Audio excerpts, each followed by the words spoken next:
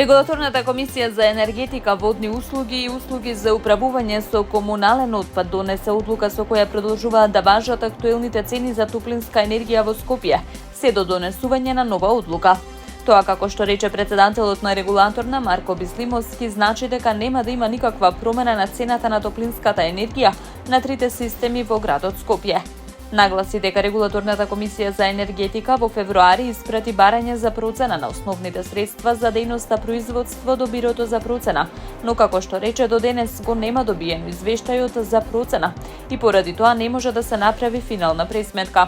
Со цел овозможување на еднаков третман на сите потрошувачи на топлинска енергија на територијата на град Скопје, регулаторната комисија за енергетика донесе одлука да продолжат да важат истите тарифи, односно сметките за парно не се менуваат, се до нова одлука за сите три компании, односно и за ЕСМ енергетика и Скопје Север, рече Бислимовски.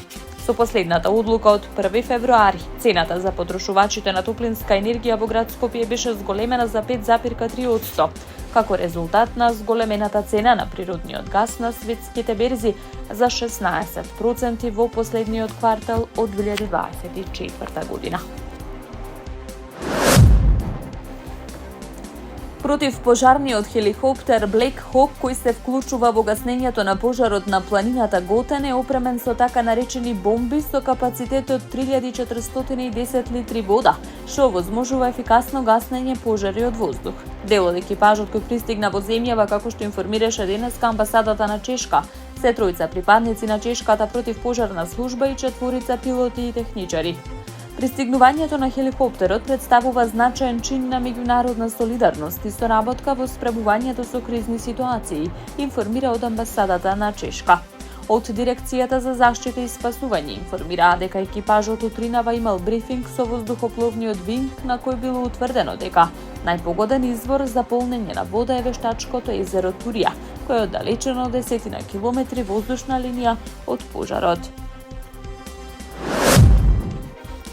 Австралија објави дека ќе стане првата земја во светот што ќе им забрани на децата да го користат YouTube, поништувајќи ја претходната одлука за изземање на платформата за споделување видеа.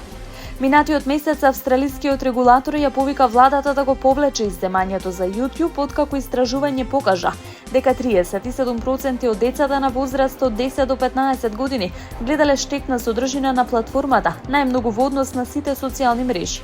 Други медиумски компании, како што се Facebook, Instagram, Snapchat и TikTok, се пожалија дека изземањето на YouTube е неправедно.